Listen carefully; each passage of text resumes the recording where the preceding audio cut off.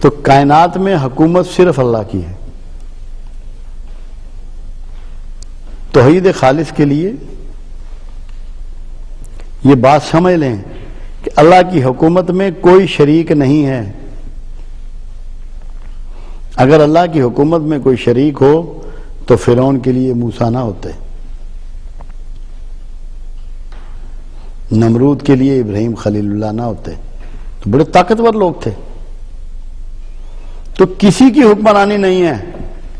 یہ توحید آپ کو یہ بتا رہی ہے کہ آپ کا حکمران اعلیٰ اللہ ہے، کوئی اور نہیں ہے. آپ جب اپنا حاجت روا حکمرانوں کو سمجھ لیتے ہیں، بنیادی طور پہ شرک کا ارتکاب کرتے ہیں. حاکم آپ نے صرف اللہ کو سمجھنا ہے. یہ کیئر ٹیکر ہیں. عارضی طور پہ اللہ نے انہیں کچھ دنوں کے لیے یہ حکمرانیاں دی ہیں اس کائنات کا، یونیورس کا سسٹم چلانے کے لیے. یہ ایسا نہیں ہے کہ کلی اختیار ان کو ہو. کلی اختیار اگر کسی کو حاصل ہے تو اس کا نام اللہ ہے. تو توحید خالص کیا ہوئی کہ اللہ یک و تنہا ہے، وجود میں بھی، اتھارٹی میں بھی. صرف اللہ بے نیاز ہے، کوئی اور بے نیاز ہو نہیں سکتا. اس میں ایک شعبہ نکل آتا ہے بیچ میں گفتگو کا جس کو ہم کہتے ہیں صبغت اللہ، اللہ کے رنگ میں رنگے جانا، صفات الہیہ کو، اللہ کی سنتوں کو اپنانا. جیسے اللہ رازق ہے، وہ چاہتا ہے کہ آپ اس کی صفت کو پریکٹس کریں، آپ بھی لوگوں کو رزق دیں، کھانا کھلائیں. اللہ پردہ پوش ہے، آپ سے چاہتا ہے کہ آپ بھی لوگوں کی پردہ پوشی کریں. اللہ عزت دینے والا ہے، آپ سے بھی چاہتا ہے کہ لوگوں کو عزت دیں.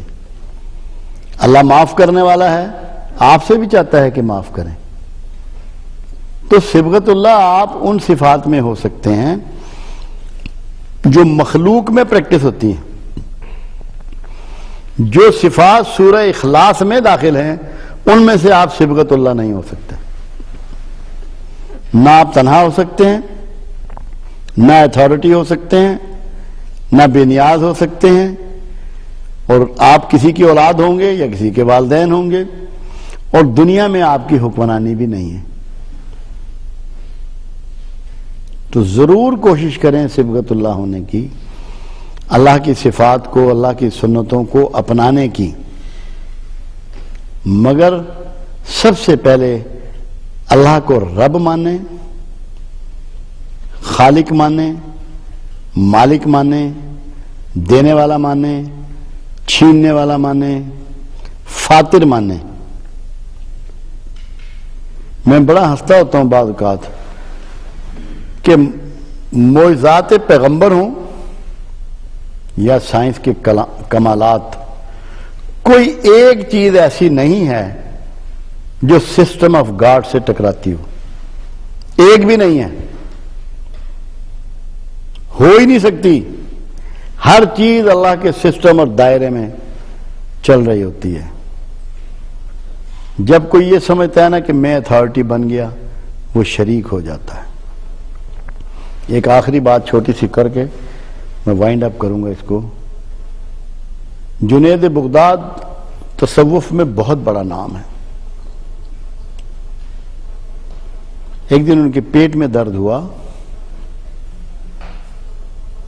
تو گویا ہوئے کہ دودھ سے میرے پیٹ کو شفا مل گئی. تو رات کو اللہ نے گرفت کر دی کہ جنید دودھ کو میرا شریک بناتا ہے، شفا تو میں دیتا ہوں. تو جہاں اس لیول کا علم ہو اور اس لیول کے لوگ ہوں وہاں اس پر بھی پکڑ ہوتی ہے. ورنہ ہم تو روز شفا، صحت، عزت، توقیر، اسباب، اس کے لیے لوگوں کے ممنون ہو رہے ہوتے ہیں، مخلوق کے ممنون ہو رہے ہوتے ہیں. ہم خطرے میں پڑے ہوئے لوگ ہیں جو توحید خالص کو نہیں سمجھ پا رہے. دینے والا، چھیننے والا، پالنے والا صرف اللہ ہے، صرف اللہ ہے، صرف اللہ. اللہ آپ کا اور میرا حامی و ناصر. جی تو ابھی ہم سب سن رہے تھے اللہ کی توحید جو عرفان الحق صاحب نے اپنی بڑے خوبصورت انداز میں قرآن کریم کی روشنی میں بیان کی، اور اس وقت میں گزارش کروں گا حاضرین محفل سے کہ اگر اللہ کی توحید کے حوالے سے یا عرفان الحق صاحب کی اسپیچ کے حوالے سے کچھ سوالات آپ کے ذہن میں اجاگر ہوں تو آپ بالمشافہ عرفان الحق صاحب سے اپنے سوالات پوچھ سکتے ہیں۔ میرا نام محمد فاروق زاہد ہے، اور میرا سوال یہ ہے کہ ربوبیت اور الہیت میں کیا فرق ہے؟ بہت شکریہ آپ کا۔ ربوبیت الہ کے ایک فنکشن کا نام ہے، اس کی ایک قوت کا نام ہے، ایک اس کا کام ہے جو ربوبیت کہلاتا ہے، اس کا ایک فنکشن ہے، اور الہیت اس کی پرسنالٹی کا نام ہے جس کی ہمیں عبادت کرنی ہے، جس کو ہمیں پوجنا ہے۔ بنیادی فرق یہ نہیں ہے کہ یہ دو پرسنالٹیز ہیں۔ اللہ کی ایک قوت کا مظہر کا نام ربوبیت ہے اور الہ اس کا ذاتی نام ہے۔ جی میرا نام راؤ محمد اسلم ہے اور میں ایک اسٹوڈنٹ ہوں مائنڈ سائنس کا۔ کون سی ایسی صفات ہیں جو رب کریم کی جو بحیثیت انسان میں اپنے اندر پیدا نہیں کر سکتا؟ بہت شکریہ آپ کا۔ سب سے پہلی صفت کبر ہے۔ آپ اس کا شکار تو ہو سکتے ہیں، پیدا نہیں کر سکتے۔ جب کہا جاتا ہے اللہ اکبر تو مطلب یہ ہوتا ہے کہ بڑائی صرف اللہ کے لیے ہے اور کوئی بڑا نہیں ہے۔ جب کوئی اور بڑا نہیں ہو سکتا، یہ صفت آپ پیدا نہیں کر سکتے۔ جب کہا جاتا ہے سمد، آپ بے نیاز نہیں ہو سکتے۔ جب کہا جاتا ہے احد تو آپ اکیلے نہیں ہو سکتے۔ جب کہا جاتا ہے فاطر، آپ فطرت بنانے والے نہیں ہو سکتے۔ جب کہا جاتا ہے خالق، آپ موڈیفیکیشن کرنے والے تو ہو سکتے ہیں، کوئی چیز خلق نہیں کر سکتے۔ مٹی سے بنائیں، پانی سے بنائیں، دھاتوں سے بنائیں، لکڑی سے بنائیں، ساری چیزیں بنیادی طور پر مالک پیدا کر چکا ہے، آپ صرف اس کو آلٹر کرنے کے مجاز ہیں۔ تو وہ اس کی خوبیاں اور وہ اس کے کمالات جو اس کی اتھارٹی کو لیے ہوئے ہیں، وہ آپ ہرگز نہیں اپنا سکتے۔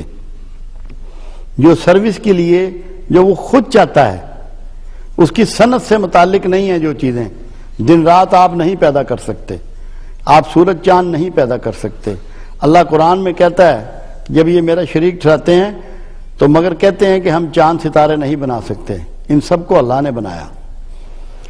جہاں اس کی وہ اتھارٹی جو بطور رب ہے، بطور خالق ہے، آپ نہیں اپنا سکتے۔ جہاں وہ مخلوق کی خدمت کے کام انجام دیتا ہے، وہ اللہ کی سنت پہ آپ ان کو اپنا سکتے ہیں، صبغت اللہ ہو سکتے ہیں، اتھارٹی میں شامل نہیں ہو سکتے۔ آپ نے فرمایا کہ اللہ نے اکبر نام کا کوئی نبی پیدا نہیں کیا ہے۔